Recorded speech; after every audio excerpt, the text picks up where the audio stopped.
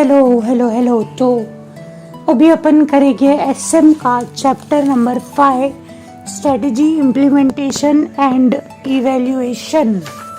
इसके अंदर बहुत सारे टॉपिक है, इम्पोर्टेंट चैप्टर है तो अच्छे से करेंगे। तो सबसे पहला है अपना स्ट्रेटेजिक मैनेजमेंट प्रोसेस।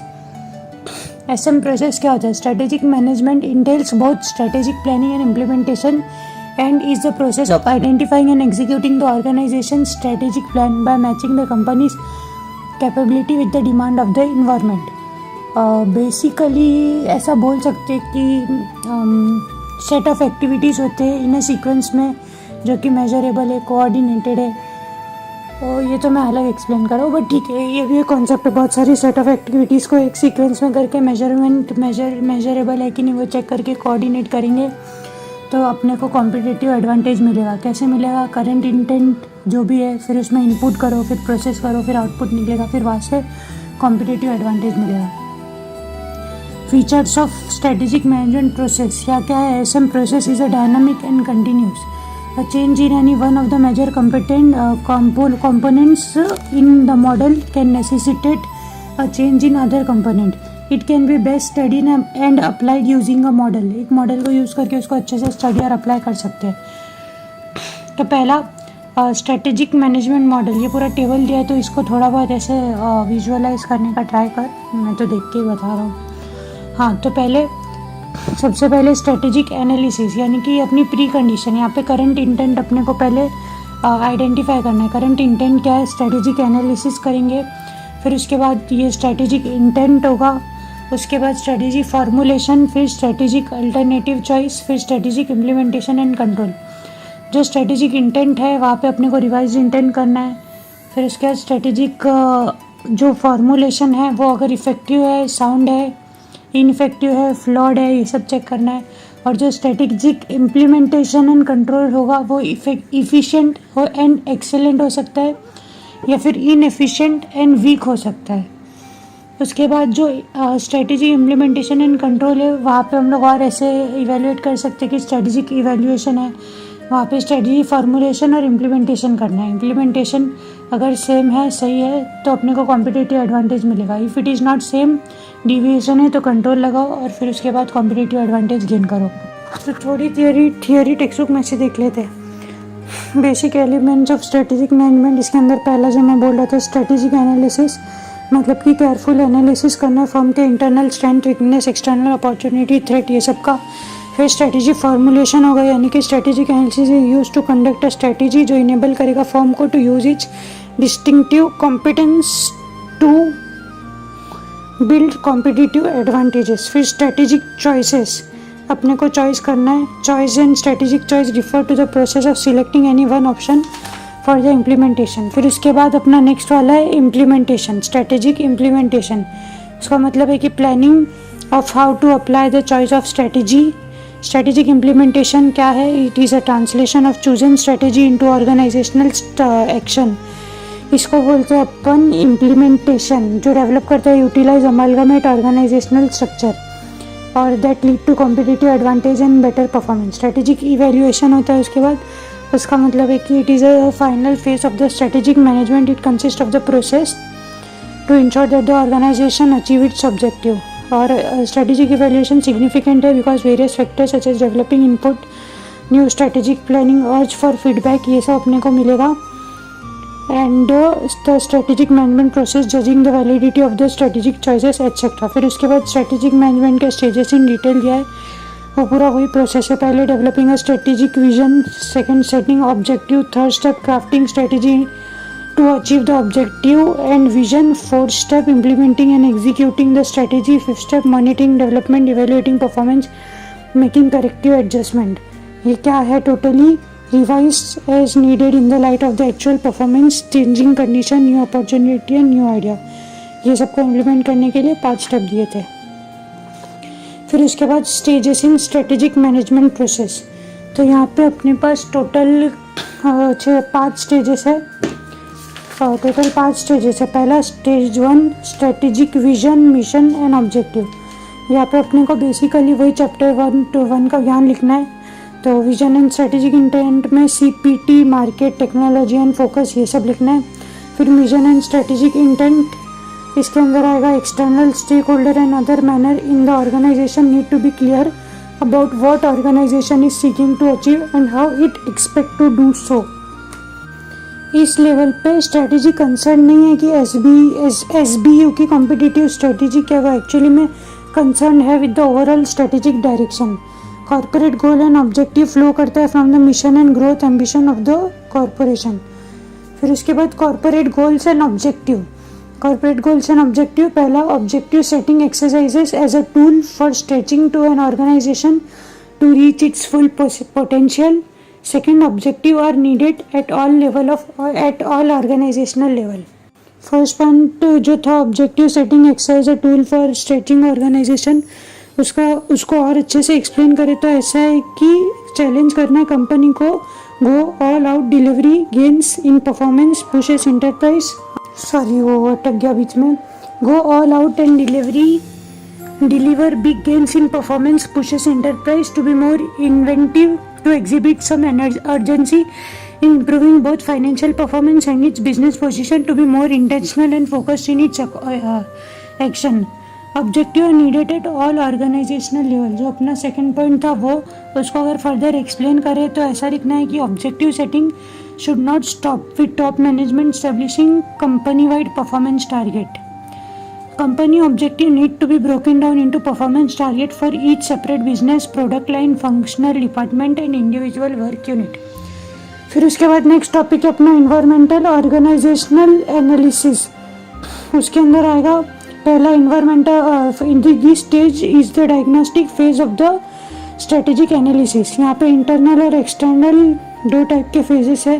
पहला है इन्वायरमेंटल स्कैनिंग, मतलब कि इवेंट, ट्रेंड, इश्यूज, एक्सपेक्टेशन, ये सबको बोलते हैं environmental scanning.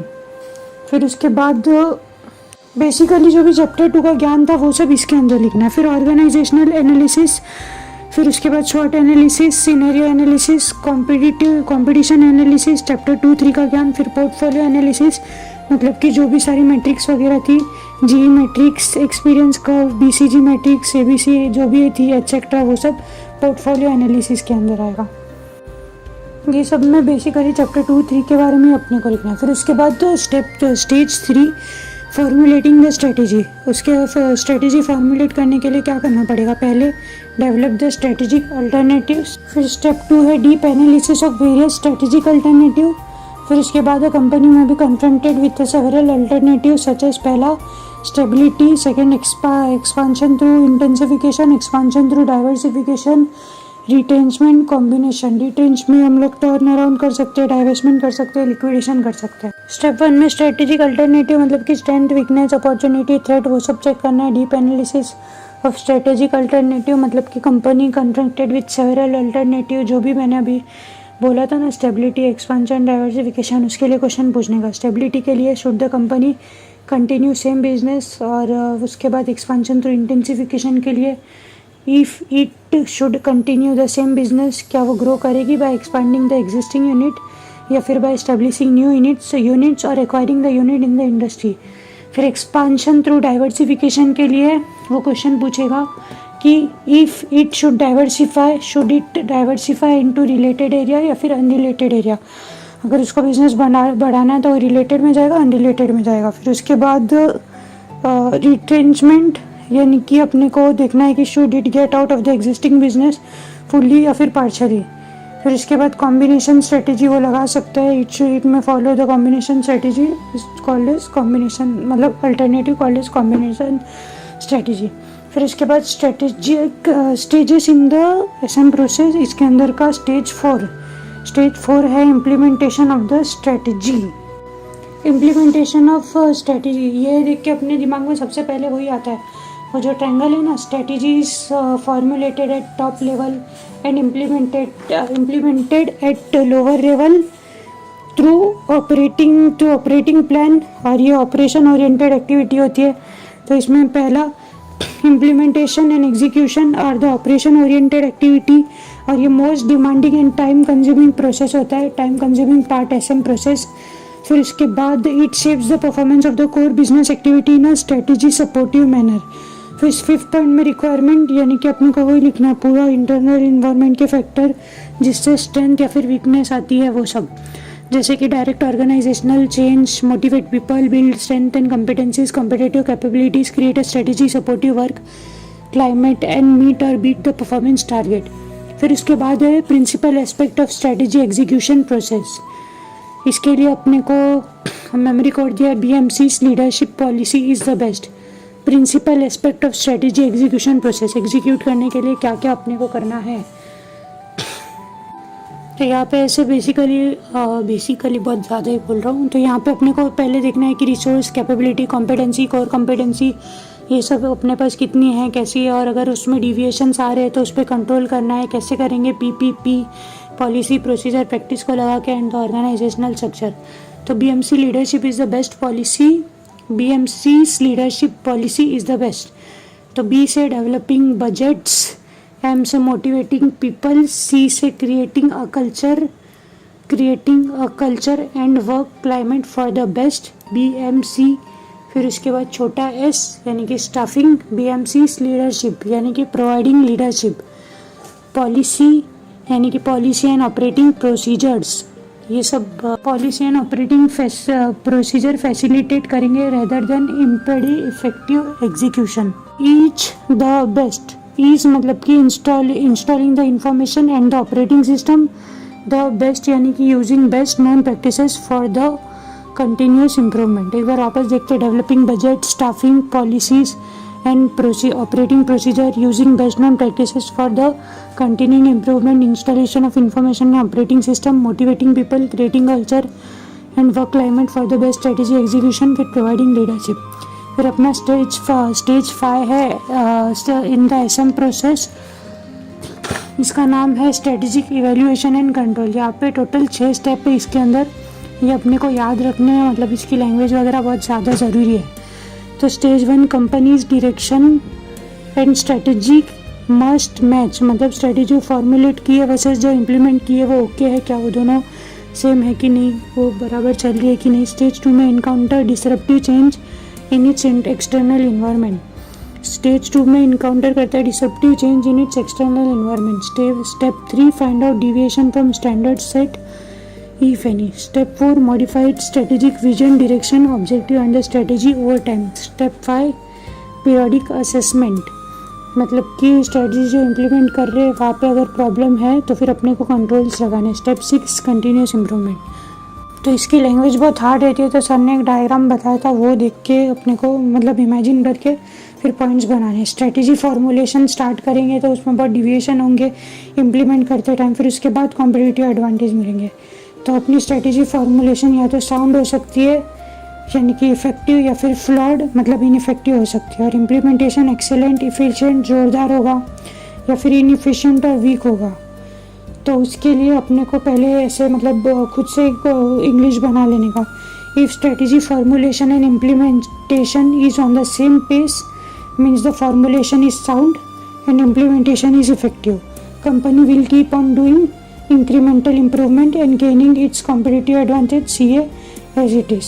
But however either strategy अगर flawed है या फिर ineffective है and its implementation is ineffective और weak, then अपने को standard versus actual ये दोनों को compare करना है और इसके अंदर deviation जो भी है उसके ऊपर controls लगाने। फिर third, how do we finalize this control system, कैसे finalize करेंगे? through periodic assessment, जो अपना स्टेप 5 था। फिर उसके बाद 4th पॉइंट में फर्दर CI मतलब कि कंटिन्यूस इम्प्रूवमेंट, करेक्टिव मेजर अपने को लेना है फॉर द CI और वो अपना कंट्रोल है। तो यहाँ पे अपने 5 स्टेज खत्म होते हैं SM प्रोसेस के। पहला stage strategic vision, mission, objective. Stage 2 environmental and organisational analysis. Stage 3 formulating strategy. Stage 4 implementation of the strategy. फिर उसके बाद है principal aspect of strategy execution process, मतलब BMC leadership is the best policy, BMC's leadership policy is the best. फिर उसके बाद stage 5 अपना strategic evaluation and the control. अब अपना नेक्स्ट टॉपिक है स्ट्रेटेजिक प्लानिंग। स्ट्रेटेजिक प्लानिंग क्या होता है? स्ट्रेटेजिक प्लानिंग एक डिसिप्लिन अप्रोच है, डिसिप्लिन प्रोसेस है of the making key decision and agreement and agreeing on the action that will shape and guide what organisation is and what it does and why it does. फिर उसके बाद strategic planning के की concerns क्या क्या है, why do we exist, अपना vision क्या है, what are we doing, mission क्या है, स्ट्रेटेजी इंप्लीमेंट कैसे होने वाली है, what are the major goals and objective of the organizations, for whom do we do it, मतलब customer, internal external both, internal मतलब अपने एम्प्लॉय वगैरह उनका भी बेनिफिट, एक्सटर्नल मतलब लोगों का बेनिफिट यानी कि हम सर्विस वगैरह देंगे, पैसे लेंगे, इंटरनल एक्सटर्नल और बोथ। फिर how to improve and excels, resource, capability, competency, core competency. फिर उसके बाद what resources do we need for a successful future, who will be our customer, मतलब सेगमेंट कौन होगा वो सब अपने को आइडेंटिफाई करना है। फिर why strategic planning, strategic planning क्यों है, बिकॉज ऑफ यूपीएससी। यूपीएससी मतलब अपने पहले प्री कंडीशन है, अंडरस्टैंड करना है करंट सिचुएशन क्या है, यानी कि स्ट्रेटेजिक एनालिसिस। फिर plan for the future, P से plan for the future, S stimulate the future to prepare the organization for the future, P और एस मतलब कि अपनी कंडीशंस है। फिर उसके बाद अपनी पोस्ट कंडीशन, सी, यूपीएससी में सी पोस्ट कंडीशन है। Concern for changes and its impact on growth of the organisation, मतलब कॉम्पिटिटिव एडवांटेज यानी कि MSMP, market share, market price अपने को गेन करना है। अप्रोचेस क्या क्या है फॉर स्ट्रेटेजिक प्लानिंग, अब बॉटम अप या फिर top down approach, bottom up या फिर टॉप डाउन अप्रोच। फिर operational planning versus strategic planning, दोनों के अंदर डिफरेंस क्या है, तो operational planning deal with the current deployment of resources, develop करता है tactic rather than the strategy, projects current operation into future, make modification to the business function but not fundamental changes, modification करता है but fundamental changes नहीं करता। Functional managers responsibility, ये functional manager की responsibility होती है। और स्ट्रेटेजिक प्लानिंग में ये शेप करता है, shapes the organisation and its resources, assesses the impact of environment, take holistic view of the organization, develop overall objective and strategies. फिर concern with the long term success. फिर अपना next point है senior managements की responsibility है ये। ऐसे याद आ जाएगा, ऑपरेशनल मतलब नॉर्मल वाला है, स्ट्रेटेजिक मतलब थोड़ा जोरदार है, shape, assess, take holistic view, develop overall objective, concern about long term success, senior management. और ऑपरेशनल वाला बोलता है कि करंट डिप्लॉयमेंट के रिसोर्सेज जो भी है उसको ले लेगा, डेवलप करेगा टैक्टिक रेदर देन स्ट्रेटेजी। भाई खतरनाक है, current operation, modification to the business, functional manager responsibility. ठीक है चल, फिर इसके बाद नेक्स्ट टॉपिक अपना स्ट्रेटेजिक अनसर्टेनिटी। अनसर्टेनिटी मतलब वर्ड ही है ऐसा, तो उसका मतलब होता है अनप्रेडिक्टेबल। तो meaning the strategic uncertainty is represented by the future trend या फिर event that is inherent in unpredictability. It can be जज बाय सिनेरियो एनालिसिस, मतलब लेवरेज का चैप्टर रहता है, उसके अंदर ABCD फाइनेंशियल प्लान 1 2 3 4 ऐसे रहता है ना, उसमें अपने को सबसे बेस्ट ऑप्टिमम वाला निकालना है। तो इट कैन बी जज बाय सिनेरियो एनालिसिस। फिर next scenario analysis basically accept uncertainty as given and uses it to drive the description of 2 or more future scenarios। फिर उसके बाद इम्पैक्ट क्या है, स्ट्रेटेजिक अनसर्टेनिटी का इम्पैक्ट क्या है, impact on the present proposed and even potential business and its strategy, वो सबके ऊपर इम्पैक्ट करता है। Second, impact on the potential growth as present market share position, sales, profit और कॉस्ट में सफ़र। फिर उसके बाद how to deal with the strategic uncertainty, वो सबके साथ हम लोग डील कैसे करेंगे। तो CMD's group on FB, CMD का जो ग्रुप है वो FB पे जाके इसको डील करेगा। C मतलब कि कोलैबोरेशन एंड पार्टनरशिप, मतलब कि अपना रिस्क को कम करने के लिए वो लोग कोलैबोरेट करेंगे, पार्टनरशिप में लेंगे ताकि उन लोग का जो रिस्क है वो शेयर हो जाए। एकदम ज़्यादा अगर लॉस वॉस हो गया तो अकेले के ऊपर नहीं आए, यानी कि स्ट्रेटेजिक अलायंस के बारे में अपने को लिखना है। मतलब कि collaborating with other organisation, supplier, customer, partner can help organisation pool resources, share risk and gain access to new market and technologies. फिर उसके बाद M, monitoring and scenario planning, मतलब कि ऑर्गेनाइजेशन रेगुलरली मॉनिटर करते key indicator of change and conduct scenario planning, ताकि वो understand करे how different future scenarios might impact their strategies. फिर उसके बाद D से डाइवर्सिफिकेशन, यानी कि एक बिजनेस है उसके बदले 20 बिजनेस करेंगे, 20 बिजनेस अगर 5 लॉस में भी चल रहे तो उसके बाद अपना 15 तो प्रॉफिट में है, तो कैश फ्लो तो जनरेट होता रहेगा ना। तो डाइवर्सिफिकेशन मतलब कि organisational product portfolio market and customer base can reduce the impact of strategic uncertainty. CMD's group on FB, CMD छोटा है, स्ट्रेटेजिक ग्रुपिंग एंड अनसर्टेनिटी, मतलब कि ये पॉइंट सर ने बोला था मॉड्यूल में नहीं है, लेकिन अपने को लिखना है। स्ट्रेटेजिक ग्रुपिंग अनसर्टेनिटी, अपने को ग्रुपिंग वगैरह करना है ताकि अनसर्टेनिटी से हम लोग डील कर सके और ऐसा कुछ मतलब फ्यूचरिस्टिक ऐसे प्रॉब्लम ना हो। फिर उसके बाद फ्लेक्सिबिलिटी यानी कि टू चेंज योर स्ट्रेटेजी। जब भी अपने को लगे कि ऐसा कुछ इन्वायरमेंट में चेंजेस आ रहे तो अपने को फटक से फ्लेक्सिबल रहना है ताकि क्विकली अडेप्ट कर सके चेंज को इन्वायरमेंट के अंदर। बिल्डिंग रेजिलियंस मतलब कि इस लेवल तक मैं सहन कर सकता हूँ, कितने दिन अगर पैसा नहीं भी कमाया तो चलेगा, मतलब उतनी मेरी कैपेबिलिटी है कि मैं सहन कर लूँगा। यानी कि organisation can invest in building internal resilience such as strengthening their operational process, increasing financial flexibility and improving risk management capabilities. फिर इसके बाद अपना नेक्स्ट टॉपिक है relationship between strategy implementation and formulation. तो स्ट्रेटेजी फॉर्मुलेशन के अंदर आएगा placing the forces before the action, entrepreneurial activity, focus करता है इफेक्टिवनेस के ऊपर, rational process, coordination among few individual, फिर रिक्वायर करता है great deal of initiative and the logical skills. और स्ट्रेटजी इम्प्लीमेंटेशन के लिए managing forces during the action, administrative task है ये, और ये फोकस करता है एफिशिएंसी पे, ये ऑपरेशनल प्रोसेस है। Coordination among many individual, require motivational and leadership trait. मतलब ये दोनों को थोड़ा डिफरेंशिएट पढ़ के देखें तो स्ट्रेटेजी फॉर्मुलेट करते time placing the forces before the action, क्योंकि फॉर्मुलेट कर रहे हैं, और इम्प्लीमेंट करने के लिए managing forces during the action. Formulation entrepreneurial activity है और इम्प्लीमेंटेशन एडमिनिस्ट्रेटिव टास्क है।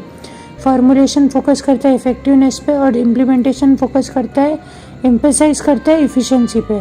और फॉर्मुलेशन रैशनल प्रोसेस है, स्ट्रेटजी इम्प्लीमेंटेशन ऑपरेशनल प्रोसेस है। फॉर्मुलेशन में कोऑर्डिनेशन अमंग फ्यू इंडिविजुअल और इम्प्लीमेंटेशन के टाइम पे मैनी इंडिविजुअल, और ये रिक्वायर करता है formulation great deal of initiative and logical skills, और implementation requires motivational and leadership trait. यहाँ पे 2x2 वाला मैट्रिक्स है, ये जो बताता है लेफ्ट साइड में स्ट्रेटेजी फॉर्मुलेशन और नीचे इम्प्लीमेंटेशन। लेफ्ट में या तो स्ट्रेटेजी साउंड होगी ए, और नीचे की तरफ फ्लॉड सी, और नीचे स्ट्रेटेजी इम्प्लीमेंटेशन के इधर लेफ्ट में वीक, राइट में एक्सेलेंट। अगर स्ट्रेटेजी साउंड है और वीक है, मतलब स्ट्रेटेजी फॉर्मेशन जो है फॉर्मेशन साउंड है लेकिन इम्प्लीमेंटेशन वीक है, तो फिर फेलियर मिलेगा ए। और अगर स्ट्रेटेजी का फॉर्मुलेशन भी साउंड है और इम्प्लीमेंटेशन भी एक्सीलेंट है, बी वाला मतलब सक्सेस। अगर स्ट्रेटेजी बनाई फ्लॉड है और इम्प्लीमेंटेशन भी वीक है तो सी मतलब कि फेलियर। और अगर फ्लॉड स्ट्रेटेजी बनाई है और इम्प्लीमेंटेशन खतरनाक है तो नो सक्सेस, क्योंकि ख़राब स्ट्रेटेजी को इम्प्लीमेंट करके तो क्या ही होएगा। तो अपने को आंसर ऐसे टाइप में लिखना है कि ये चारों को एक्सप्लेन कर देने का, ये चारों बॉक्स को थोड़ा डिटेल में लिख देने का कि अपने को अल्टीमेटली जाना तो बी में ही है, यानी कि सक्सेस में ही। तो ऐसे लिखने का मतलब ऐसे एग्जांपल के लिए एक्सप्लेन करें तो ए वाले को बी में जाना है, फॉर्मुलेशन सही है तो it is facing difficulty in implementing successfully, तो ये सिचुएशन में ए बी में जाएगी, इम्प्लीमेंट सही कर दिया तो। फिर सेकेंड पॉइंट, सी को बी में जाना है, स्ट्रेटेजी उसकी फ्लॉड बनाई है और उसकी इम्प्लीमेंटेशन भी वीक है, तो वो सही करे तो वो बी में जा सकता है। थर्ड पॉइंट में यहाँ से नो सक्सेस लिखा है, मतलब डी वाला, बिकॉज स्ट्रेटेजी ही फ्लॉड है, हावेवर इम्प्लीमेंटेशन एक्सीलेंट है। फोर्थ पॉइंट में बी के सक्सेस के बारे में लिख देने का, सक्सेस है क्योंकि स्ट्रेटेजी साउंड भी है और एक्सीलेंट भी है। फिर next topic, relationship between efficiency and effectiveness. Efficiency operational in nature, effectiveness strategic in nature. Efficiency मतलब to do the things right, जो भी थिंग कम कर रहे हैं उसको सही तरीके से करना है। और इफेक्टिवनेस मतलब to do the right things, जो भी कर रहे हैं सही चीज़ें करो। Efficiency define relationship between input output and effectiveness is concerned with the attainment of goal. Efficiency is linked with internal environment, effectiveness is linked with external environment. Efficiency is responsibility for the efficiency responsibility for efficiency lies with operational manager, responsibility of effectiveness lies with top manager. और यहाँ पे implementation का view point है efficiency में, और effectiveness में formulation का view point है। मतलब ऐसे देखा जाए तो क्रॉस चेक, जो स्ट्रेटेजी इम्प्लीमेंटेशन था उसमें इफिशिएंसी लगती है, और जो फॉर्मुलेशन था वहाँ पे इफेक्टिवनेस लगती है। यहाँ पे मैट्रिक्स बनेगी 2x2 वाली। स्ट्रेटेजिक मैनेजमेंट मतलब ऊपर वाले साइड स्ट्रेटेजी फॉर्मुलेशन, लेफ्ट वाली साइड में इम्प्लीमेंटेशन। इम्प्लीमेंटेशन इफिशिएंट इनएफिशिएंट, और फॉर्मुलेशन इफेक्टिव इनइफेक्टिव। यहाँ पे इन लोगों ने ICAI ने इसमें गड़बड़ कर दी थी, सर ने बताया था।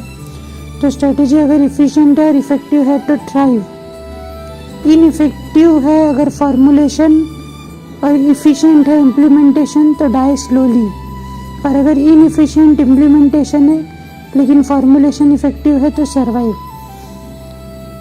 इनइफेक्टिव अगर फॉर्मुलेशन है और इम्प्लीमेंटेशन अगर इनइफिशिएंट है तो डाई क्विकली। इन लोगों ने आगे पीछे कर दिया तो अपने को रट्टा ही मारना पड़ेगा। फिर उसके बाद linkages between strategy formulation and implementation. Strategy formulation और implementation, forward linkages backward linkages, ये सब इन्फ्लुएंस करता है। स्ट्रेटेजी फॉर्मुलेशन मतलब formulation of strategy is linked with their implementation with the formulation of new strategy or reformulation of existing strategy. Many changes have to be effected within the organization. मतलब यहाँ पे kind of सब कुछ new मिलेगा, resources, capability, competence, हर एक चीज़ अपने पास न्यू रहेगी। As compare to strategy implementation में the formulation process is affected by the factor related with the implementation. Organization tend to adopt those strategy which can be implemented with the help of present structure of the resources. ये वाले जो भी resources available है उसके हिसाब से हम लोग नई स्ट्रेटेजी बनाएंगे, नया जो भी प्रोग्रेस है वो सब करेंगे। एग्जिस्टेंस से ही अपने को काम चलाना पड़ेगा। इससे अगर अपन कनेक्ट में देखें तो एक और टॉपिक है जिसका नाम चैंडलर स्ट्रेटेजी स्ट्रक्चर है, जो वही बताता है फॉरवर्ड लिंकेज और बैकवर्ड लिंकेज के लिए। अगर फॉरवर्ड लिंकेज कर रहे तो सब कुछ न्यू मिलता है, पहले ऑर्गेनाइजेशन स्ट्रक्चर इस्टेब्लिश होता है, फिर उसके बाद उसको इम्प्रूव करते हैं, उसके बाद न्यू स्ट्रेटेजी फॉर्मुलेट होती है। और अगर बैकवर्ड लिंकेज है तो स्ट्रेटेजी पहले बनेगी, फिर एडमिनिस्ट्रेटिव प्रॉब्लम पता चलेगा, फिर ऑर्गेनाइजेशनल परफॉर्मेंस डिक्लाइन जो मतलब होगा।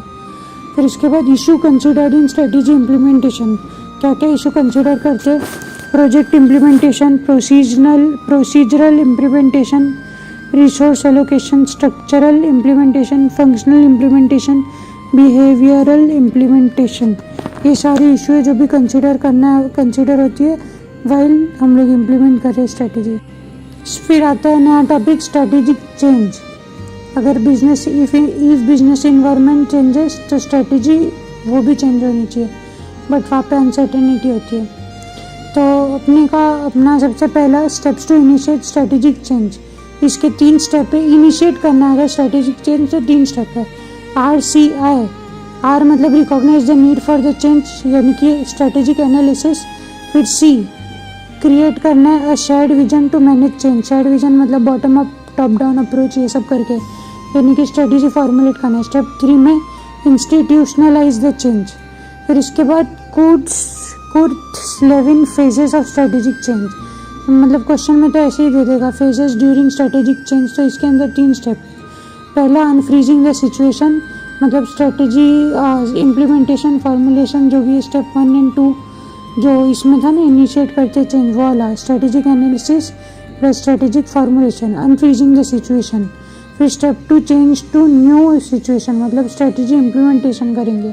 फिर थर्ड वाला रीफ्रीजिंग। ये 3 स्टेप है phases during the strategic change.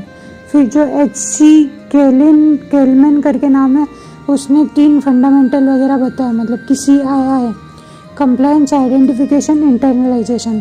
Compliance मतलब कि जो भी एम्प्लॉय वगैरह सबको मोटिवेट करना, समझाना, एडप्ट करवाना न्यू टेक्नोलॉजी।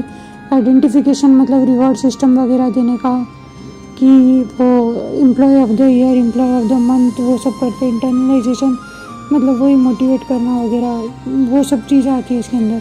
फिर इसके बाद strategic change to digital transformation, DT। तो DT क्या होता है? Process of organisational change that enable the organisation to use the digital technology to create new value for the customer. वो इंटरनल होगी, एक्सटर्नल होगी। फिर उसके बाद चेंज मैनेजमेंट यानी कि बैंक में CBS लॉन्च कर दिया, मतलब जो ऑटोमेटेड हो रहा है, वो एक चेंज मैनेजमेंट का एग्जांपल है। A systematic approach to dealing with the transition of an organization's goals, process or technology. The purpose of change management is to implement the strategies for पहला effecting change, controlling change and helping to adapt the change. For essential element क्या है change management in DT के लिए? Essential element for the change management. पहला defining goal and objective of the DT. अगर for defining goal and objective of the DT ये first element है। फिर उसके बाद असेस करना है current state of the organisation and identifying the gaps, मतलब कुछ गैप्स है तो उसको फिल करने के लिए अपने को सब स्ट्रेटेजी वगैरह बनाना है। फिर create a road map for a change, जो भी चेंज करना है उसके लिए रोड मैप कैसे क्या होने वाला है वो सब। Implementing and managing the change at every level of the organisation, मतलब डिविएशन है तो उसको उसके ऊपर कंट्रोल्स लगाना है और उसको इम्प्लीमेंट करना है। फिर नेक्स्ट दिया हुआ है नीचे एक्सप्लेनेशन कि change management model as a clear vision जो इन्वॉल्व करता है सारे stakeholder, put changes into action and keep eye on the results. फिर उसके बाद रोल ऑफ चेंज मैनेजमेंट क्या है? Role of change management in DT specify करना parameter and the goal of the DT, determine करना which procedure and tool need to be modified, make a plan for implementing the improvement, involve the staff members and parties जो involve in the transformation process, track progress and make required course of action. फिर उसके बाद next topic है अपना how to manage change during digital transformation, मतलब ये implementation वाला है। और उसके पहले एक और change management strategy for the DT digital transformation. तो ये पहले आएगा क्योंकि ये फॉर्मुलेशन है ना, तो सीक्वेंस में करते हैं। बिगिन कम्युनिकेशन टू अर्न, तो पहला point begin at the top, मतलब investment, top bottom commitment, united leadership and motivation. Begin हो गया, बिगिन कम्युनिकेशन, मतलब अपना नेक्स्ट पॉइंट है इनकरेज कम्युनिकेशन। एक काम करते हैं जो सीक्वेंस है उसमें जाते हैं, फिर बाद में कोड के हिसाब से याद कर लेंगे। सेकेंड, इंश्योर करना that the change is both necessary and decide, मतलब गोल्स ऑब्जेक्टिव वगैरह वो सब के बारे में। तो decision maker must be aware of how to properly handle DT। फिर उसके बाद second, organisation must have a sound strategy in the place, मतलब गोल्स एंड ऑब्जेक्टिव सब रेडी होना चाहिए। थर्ड, रिड्यूस डिस्ट्रप्शन, मतलब ये रिस्पॉन्सिबिलिटी किसकी? टॉप मैनेजमेंट की। First point, bye dealing with the employee perception and their concern about the change. Second, through early preparation to handle DT, knowledge and tools, training, creation of eco friendly environment, motivation and IT support. Fourth one, encourage communication, मतलब bottom up communication, shared vision create करना, channel to solve queries, inter departmental collaboration and sound culture of communication.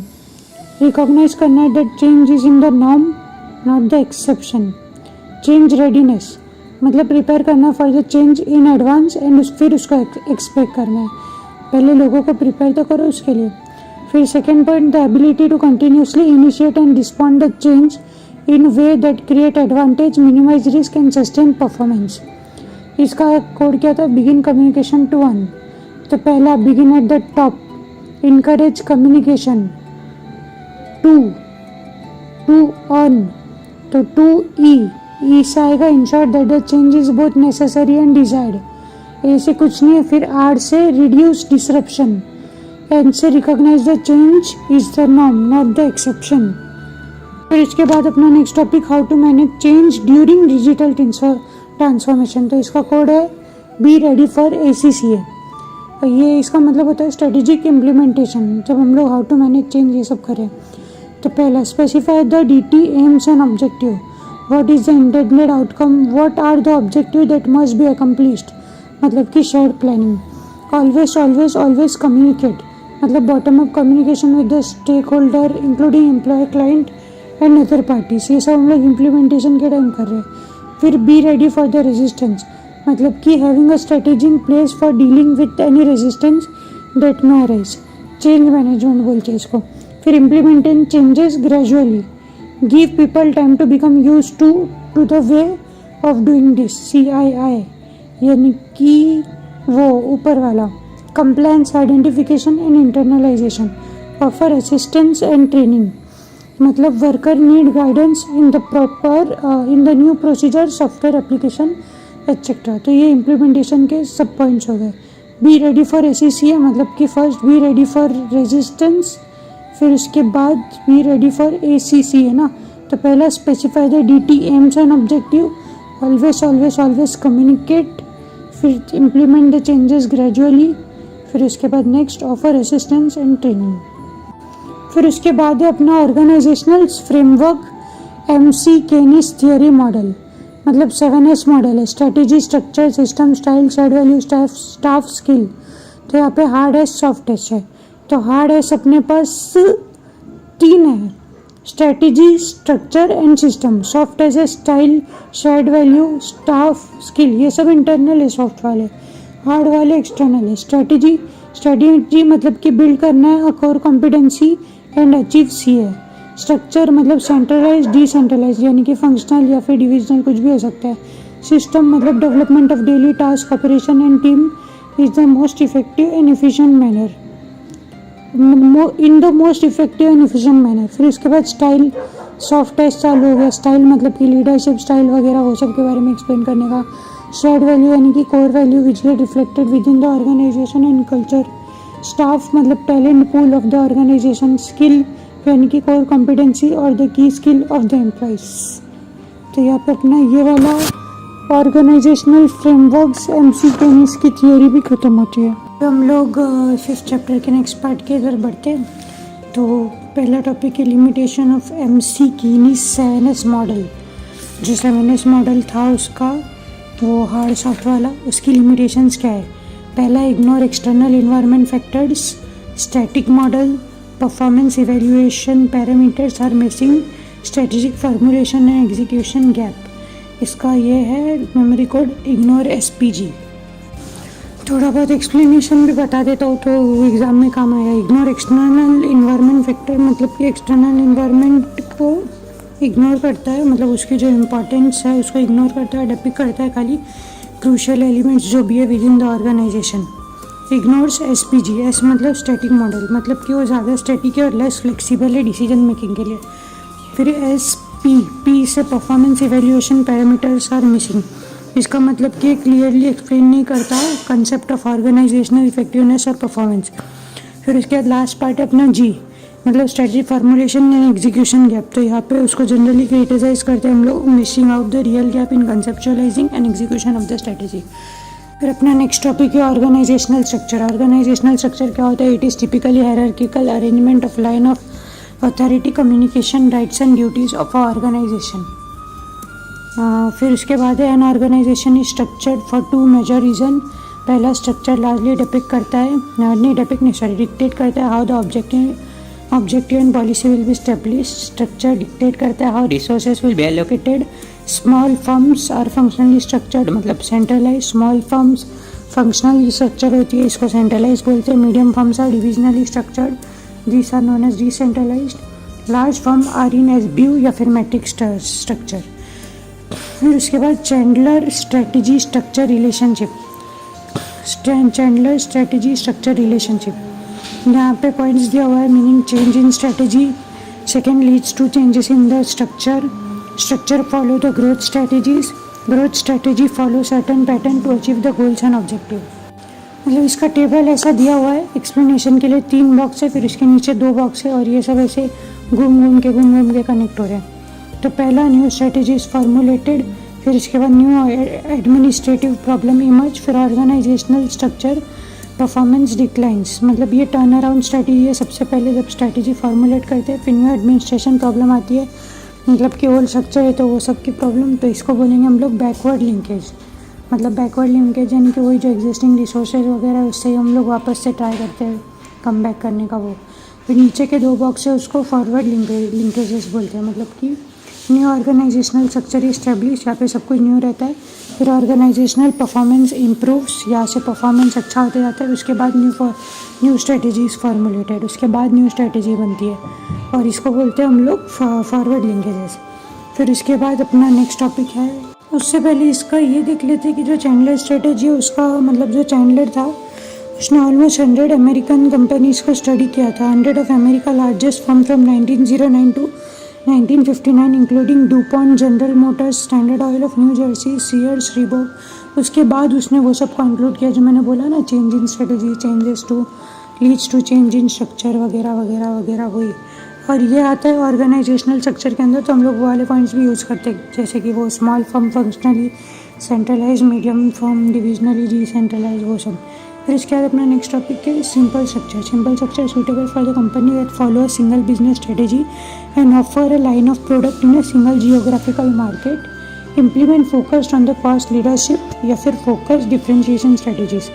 इसके characteristic क्या है? Owner manager make all the decision directly and monitor all activity. वो खुद ही सब कुछ करता है।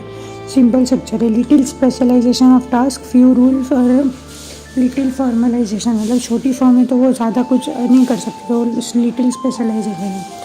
फिर उसके बाद अनसोफिस्टिकेटेड इंफॉर्मेशन सिस्टम में ऐसा कुछ प्रॉपर्ली मैनेज वगैरह नहीं रहता है, क्योंकि डिविजन्स वगैरह वो सब उसके अंदर नहीं है। फिर उसके बाद involvement of owner manager in all phases of day to day operation.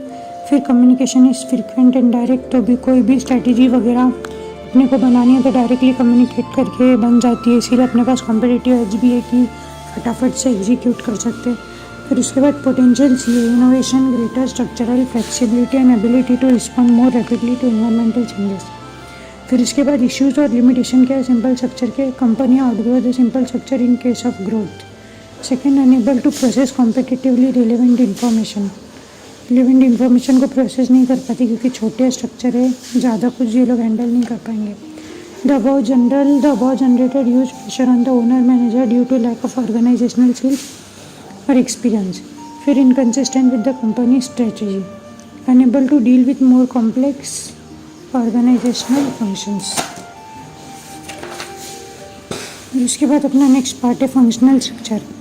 Chief executive officer, CEO, उसके अंडर आएगा corporate, R&D, finance, planning, marketing. फिर प्लानिंग के अंदर आता है फाइनेंस, प्रोडक्शन, इंजीनियरिंग, ये सब। ये है फंक्शनल स्ट्रक्चर। इसके बारे में एक्सप्लेनेशन देखते हैं। Functional organisation structure is hierarchical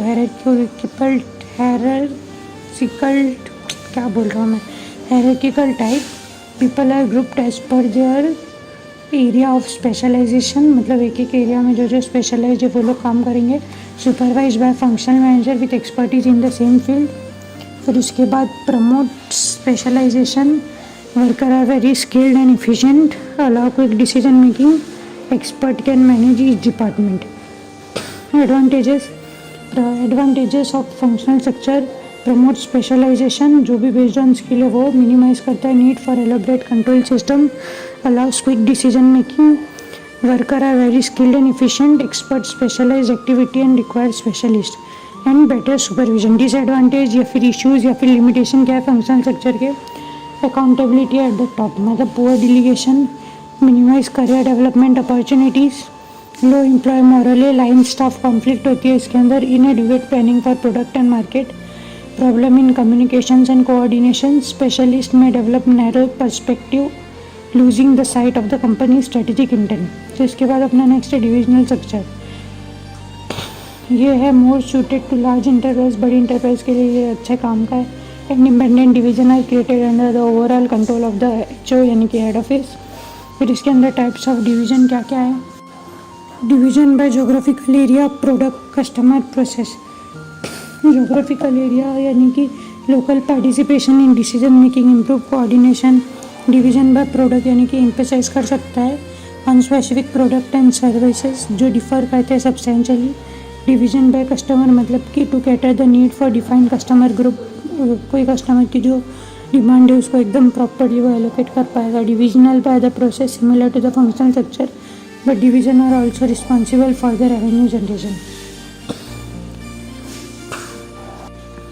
फिर उसके बाद है advantages of the divisional structure. उसके अंदर आएगा promotes accountability, for since division manager can be held responsible for the sales and profit. Employee morale है, मतलब ये कंपैरेटिवली हायर होता है डिविजनल स्ट्रक्चर में than in the centralise structure. Career development opportunities यानी कि this is for manager since it permit people to develop total expertise in a certain product area, process etcetera. Allow better control for the local situation, फिर lend to competitive climate within the firm, मतलब competition रहेगा तो सब grow करेंगे, एक दूसरे से better बनने का ट्राई करेंगे। Allow new business and products to be added easily.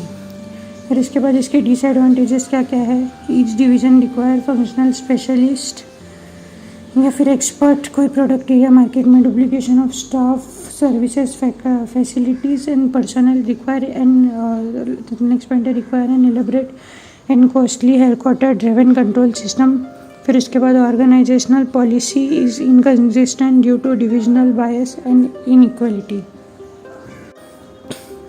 फिर नेक्स्ट टॉपिक है अपना मैट्रिक्स स्ट्रक्चर। मैट्रिक्स स्ट्रक्चर मतलब structure which aim at combining the advantages of vertical and horizontal flow of authority and communication. Personal जो deputed to the work full time in different projects, sometimes in more time, sometimes more than one project under the overall guidance and direction of the project manager. मतलब sir ने बताया था ना कि वो एक company में काम कर रहा है तो 15 दिन कोई और स्पेसिफिक काम के लिए उसको डालेंगे, 15 दिन कंपनी के लिए, तो वैसा वाला। फिर इसके बाद एम्प्लॉय है 2 type of supervisor, functional manager जो वर्टिकल फ्लो में है एंड प्रोडक्ट और प्रोजेक्ट मैनेजर हॉरिजॉन्टल फ्लो में। फिर उसके बाद नेक्स्ट टॉपिक है phases for development of matrix structure as per Davis and Lawrence. मतलब कि वो एक था कि एक न्यू प्रोडक्ट लाइन आता है, फिर एक और परमानेंट होता है, फिर लास्ट वाला जो एकदम परमानेंट होता है।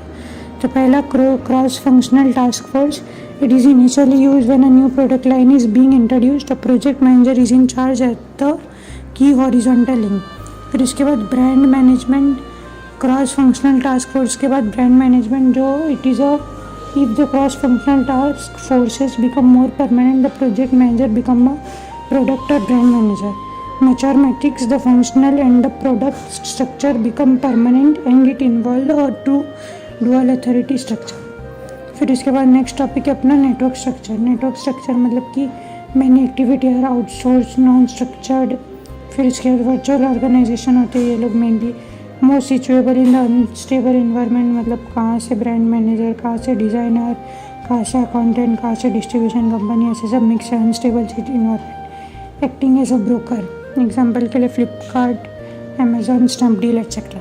Instead of salaried employee firm के पास रहता है कॉन्ट्रैक्ट, जो एक कॉन्ट्रैक्ट या फिर एग्रीमेंट रहता है पीपल के लिए स्पेसिफिक काम के लिए। वर्चुअल ऑर्गेनाइजेशन का मतलब सीरीज ऑफ प्रोजेक्ट ग्रुप या फिर कोलैबोरेशन जो link by constantly changing non hierarchical web like structure. Instead of being located in single building या फिर एरिया, ये बिजनेस फंक्शन होता है जो स्कैटर्ड है वर्ल्ड वाइड में। फिर उसके बाद जैसा ब्रोकर काम करता है जो इलेक्ट्रॉनिकली कनेक्ट करता है, फुल्ली ओन डिवीज़न वगैरह ये सब। फिर इसके नेटवर्क स्ट्रक्चर के एडवांटेज ये है कि पहला most useful in the environment जो अनस्टेबल है, strong need for innovation and quick response, जल्दी चाहिए अपने को मिलता भी रहता है। More flexibility and responsiveness to cope up with the rapid technology changes. फिर अलाउ करता है कंपनी को to concentrate on its own competencies through outsourcing. Disadvantage of network structure, availability of numerous potential partners, skilled and willing people can be a source of trouble. Second, contracting out functions may keep the firm away from the developing own human resources. Third, if a particular firm over specializes on few function, it runs the risk of choosing the wrong function and thus becoming non-competitive. फिर उसके बाद अपना next topic है हावर-ग्लास structure. ये क्या होता है? The task perform by the middle management have been replaced by the information and communication technological tools. फिर ये होता है short and narrow middle management level पे IT links the top and bottom level.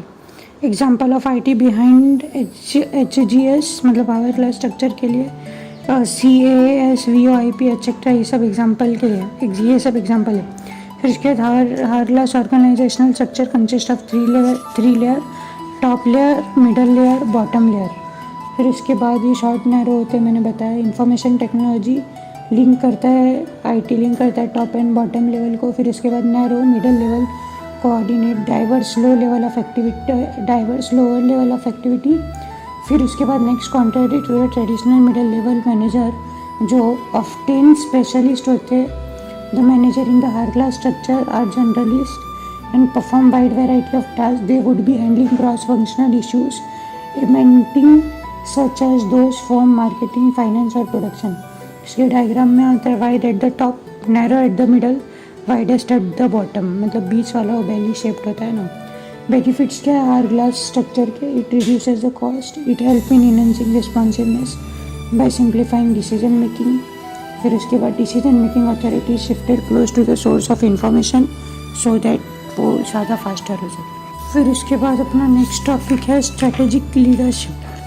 Strategic leadership क्या होता है? Those at the top of the company, the CEO, the member of the BOD, the top management team in the division, तो top management वाले लोग होते हैं member, CEO, BOD, top management की team, divisional general managers. फिर उसके बाद strategic leadership के अंदर स्ट्रेटेजिक लीडरशिप की रिस्पॉन्सिबिलिटीज़ क्या क्या है? पहला मतलब इसका मेमोरी कोड है मैनेजिंग SMPDF। सबसे पहला मैनेजिंग ह्यूमन कैपिटल, फिर SM यानी कि स्ट्रेटेजिक मैनेजमेंट, फिर PDF में P मतलब कि sustaining the high performance over time, performance एकदम हाई होना चाहिए। D मतलब willingness to make courageous decision, फिर F मतलब कि seeking feedback through face to face communications. Managing SMPDF, managing human capital, strategic management, sustaining high performance over time, willing to make courageous decision, seeking feedback through face to face communications। फिर उसके बाद अपना next है leadership roles. Manager MPCM focuses on CC। M मतलब कि monitoring execution progress, P यानी कि promoting high performance culture. ये इसके रोल्स है, लीडरशिप रोल्स है मैनेजर के। Monitoring execution process, promoting high performance culture. CM यानी कि change management, focuses on CC and CA। फिर उसके बाद फोकसेस ऑन C यानी कि कॉर्पोरेट एथिक्स, C यानी कि corrective action to ensure strategic success. तो ये है रोल हो गया, रिस्पॉन्सिबिलिटी हो गई, स्ट्रेटेजिक लीडरशिप का डेफिनेशन हो गया। फिर उसके बाद transactional leadership, transformational leadership. Transactional leadership यानी कि बाटा का रेवेन्यू 10 करोड़, 15 करोड़, 18 करोड़ ऐसे बढ़ते जा रहा था, 20 बता रहा था वो अपने को। तो focus is more on designing system and controlling the organisation's activity that are more likely to be associated with the improving current situation. फिर उसके बाद appropriate in the static environment in mature industry and in industries and organisation that are performing well. Transformational यानी कि Elon Musk, Bill Gates etcetera, ये लोगों से inspire होते हैं सारे लोग, इनके अंदर कैपेबिलिटी है कि इनको कुछ भी कर दो ये लोग वापस से सब कुछ खड़ा कर देंगे वैसा। Using charisma and enthusiasm to inspire people, to exert them for the good of the organization, appropriating turbulent environment in industry at intro level of their life cycle, in poorly performing organization when there is a need for embrace major changes। फिर next topic है organisational culture. इसके अंदर आता है corporate culture, role of culture, changing problem culture. Corporate culture यानी कि managing practice, ethical standard, official policies, dealing and relationship, traditions, employees, legends, organisational politics. फिर उसके बाद रोल ऑफ कल्चर क्या है? रोल ऑफ कल्चर के अंदर आता है culture promotes good strategy execution, nurtures and motivate people, employee are passionate about the companies विशंस। ये है role of culture, organisational culture का रोल। फिर changing in a problem culture, diagnose करते हैं present strategy and non supportive culture, role model for the desired cultural behaviour. फिर next replacing key executive who are strongly associated with the old culture. फिर उसके बाद taking every opportunity to communicate to employees. फिर next अपना how culture can promote better strategy execution of culture. How cultures can promote better strategy execution of the culture. Culture कैसे promote करेगा better strategy execution culture की? तो hiring in CID, hiring in CID memory code है। Recruiting and hiring new manager and employee who have desired culture value. फिर इसके बाद altering incentive, compensation, praising and recognising employee who display the new culture trade यानी कि to reward desired cultural behaviour. फिर communicate to employee the basis for cultural change and its benefit to all concern. फिर ICI, identify the supportive and non supportive element of the culture. फिर D मतलब hold discussion with all the concern about those aspect of the culture that have to be charge. फिर इसके बाद next point अपना next topic है hold culture, role of culture in strategy execution. Role क्या है उसका? तो role of culture in strategy execution, first listening to customer, encouraging employee and giving the high degree of decision making authority and very conducive to successful execution of a strategy. Second, shape the mood, temperament and motivation of the workforce, affect करेगा. Third, organizational energy, work habit and operating practices, the degree to which the organizational units cooperate and how customers are treated. फिर इसके बाद nurture and motivate people to do their jobs. फिर provide structure, standard and value system in which to operate. फिर promote करेगा strong employee identification with the company's vision, performance target and strategy. फिर इसके बाद changing a problem culture, अगर problem culture को change करना है तो उसके लिए 4 स्टेप्स दिए हुए. Step 1, diagnose which facets of the present culture are strategy supportive and which are not. फिर उसके बाद second, manager need to talk to all concerned about those aspect of the culture have to be change. मतलब many of culture changing including revising policy procedure in a way that will help drive cultural changes, altering incentive compensation, ये सब होगा. hiring new manager and employee who have desired culture value and can serve role model for the design cultural behavior, replacing key executor who are strongly associated with the old culture. फिर उसके बाद step 3, implementing the needed culture building values and behavior. यहाँ पे करिश्मा होगा, neither charisma nor personal magnetism. फिर यहाँ पे हम लोग next creating and sustaining a strategy supportive culture is a job for the whole management team. Major cultural changes require many initiative from many people. इसके लिए बहुत कुछ चाहिए रहता है. तो वो ये step 3, implanting the needed culture building values and behaviour. फिर उसके बाद स्टेप 4 है implementers must enlist support of first line supervisor and employee opinion leaders, convincing them of the merits and practising and enforcing cultural norms at the lowest level in the organisation. इसका explanation है, the task of making culture supportive strategy is not a short term exercise. It take a time for a new culture to encourage and prevail. It's unrealistic to expect an overnight transformation. फिर ये 4 step के बाद जो conclusion आता है उसके अंदर 4 points है. पहला, excessive focus on the hard management at best will result in a linear improvement in performance. Performance can be improved exponentially by concentrating on the soft side of the management. Third, the optimal management approach probably would be somewhere between these extremes. Accordingly, every organization has to maintain fine balance between range of hard and soft management, as even though a structure appropriate for the time it is established, by the time it is implemented, reality has already changed, especially in the today's world. ये सब point में लिखना है मन से, जो भी जितना भी आ सके. फिर उसके बाद है अपना next topic strategic control. Types of strategic control क्या क्या है? तो पहले टाइप्स ऑफ कंट्रोल है operational control, management control, strategic control.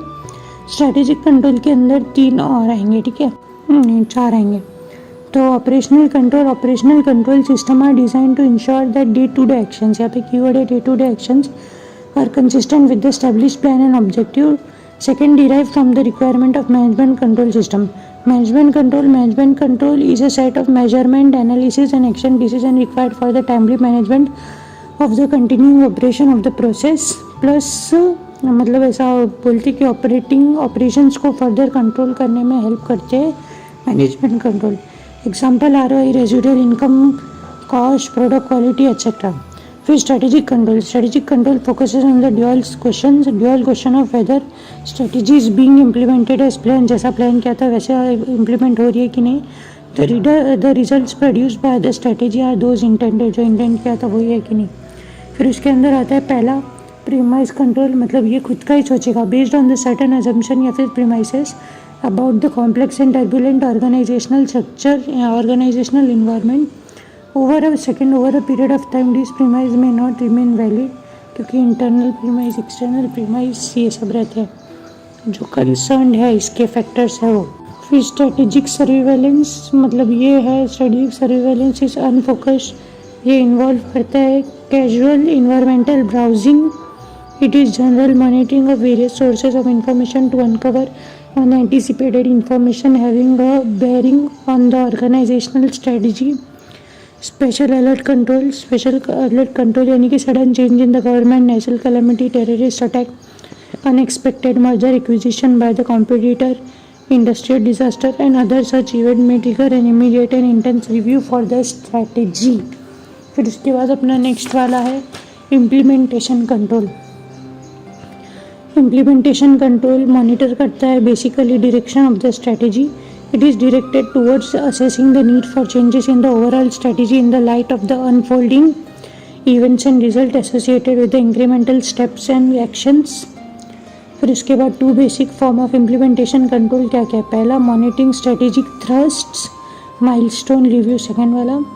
तो मॉनिटरिंग स्ट्रेटेजिक थ्रस्ट यानी कि help measure to determine whether overall strategy is progressing as desired और whether there is a need for readjustment. वो हमने जैसा प्लान किया था वैसा हो रहा है या फिर अपने को अभी रीएडजस्टमेंट वगैरह करना पड़ेगा.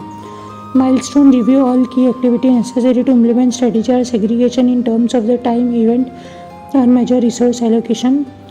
ये इन्वॉल्व करता है complete reassessment of the strategy. Second assesses the need to continue और refocus the direction of an organisation. तो यहाँ पे स्ट्रेटेजिक सर्वेलेंस, प्रीमाइज कंट्रोल, ये सब का डायग्राम भी दिया, एक बार देख लेना लास्ट में. फिर इसके बाद स्पेशल अलर्ट कंट्रोल वगैरह वगैरह. इम्प्लीमेंटेशन का मतलब बेसिक मीनिंग देखे तो वो ऐसा है कि जब हम लोग इम्प्लीमेंटेशन कर रहे हैं तो उसके अंदर बहुत सारे डिविएशंस आएंगे जो अपने गोल और ऑब्जेक्टिव तक पहुंचने पे शायद टाइम लगाए या ना पहुंचने दे. तो वहाँ पे अपने को कंट्रोल्स लगाएंगे, उसके बाद ये सही होगा, फिर हम लोग का इम्प्लीमेंटेशन बराबर होगा. ऐसा बेसिक आइडिया दे देता हूँ ना खुद को ही. फिर इसके बाद नेक्स्ट टॉपिक है अपना SPM, स्ट्रेटेजिक परफॉर्मेंस मेजर्स. तो SPM क्या है? It is a method that increases line executive understanding of an organization's strategic goal. It offers a continuous system for tracking progress. It helps to eliminate silos. SPM are the key indicators that organizations use to track effectiveness of their strategies and make informed decision about resources allocation.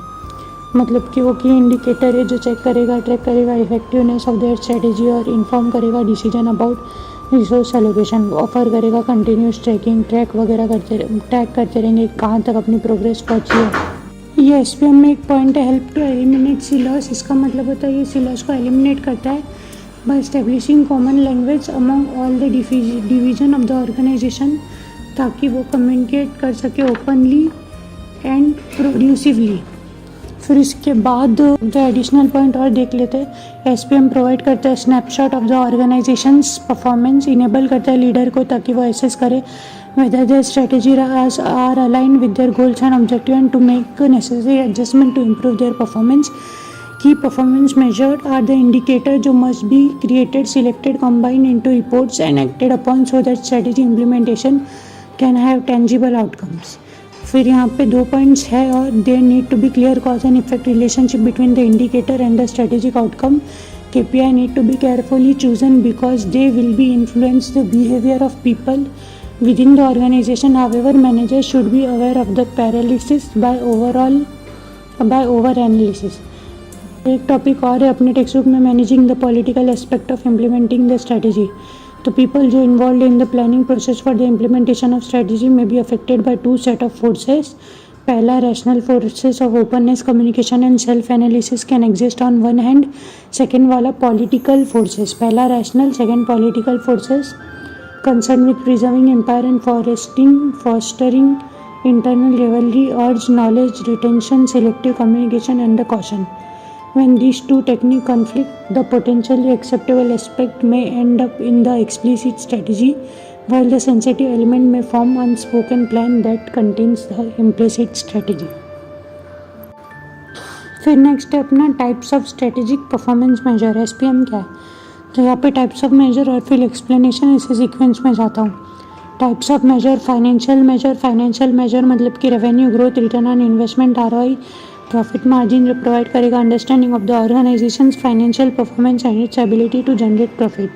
फिर second वाला SPM है customer satisfaction measures, मतलब कि customer measures suggest customer का satisfaction, retention and loyalty provide करता है insight into the organisational ability to meet customer needs and provide high quality product and services. Third, market measures such as market share, customer acquisition and customer referral provide करता है information about the organization's competitiveness in the marketplace and ability to attract and retain customer.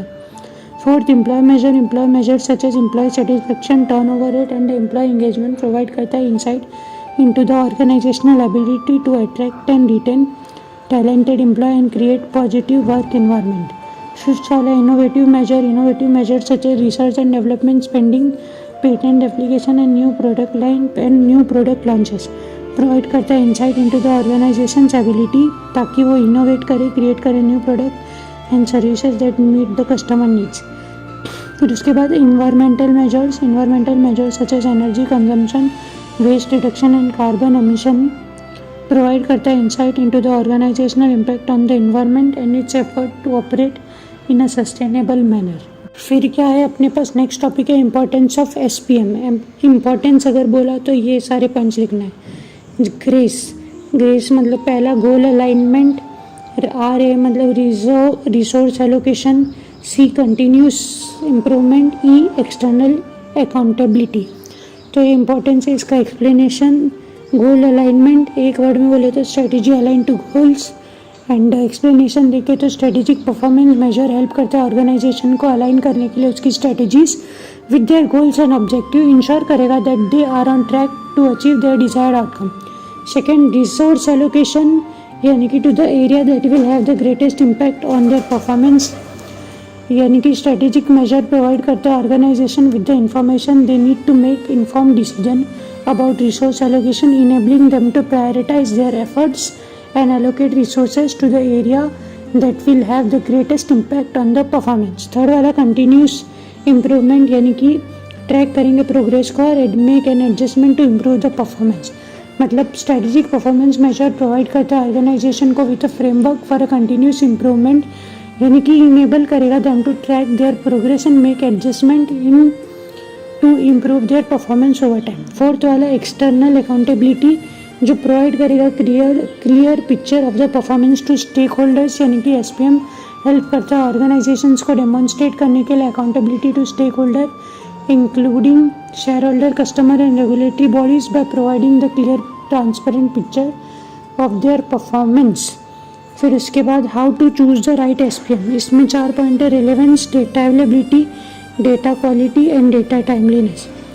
Relevance के अंदर है relevance यानी कि to the organisation's goal and objective, information is actionable and meaningful, ये short में हो गया। फिर एक्सप्लेनेशन देखे तो the measure should be relevant to the organisation's goal and objective and provide करना चाहिए information that is actionable and meaningful. फिर data availability, this is for analysis, मतलब कि the measure should be based on the readily available and can be collected and analyzed in a timely manner.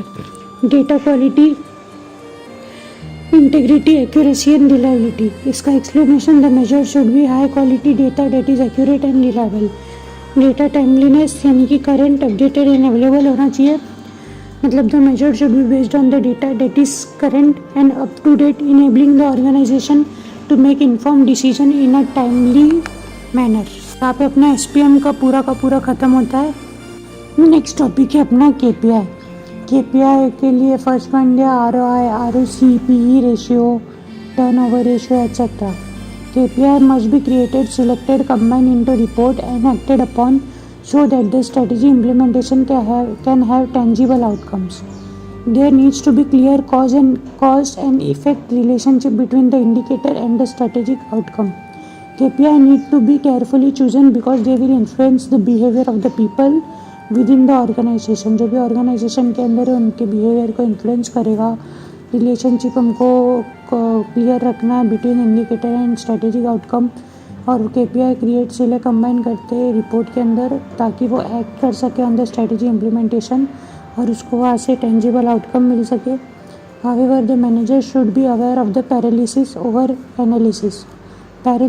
by over analysis.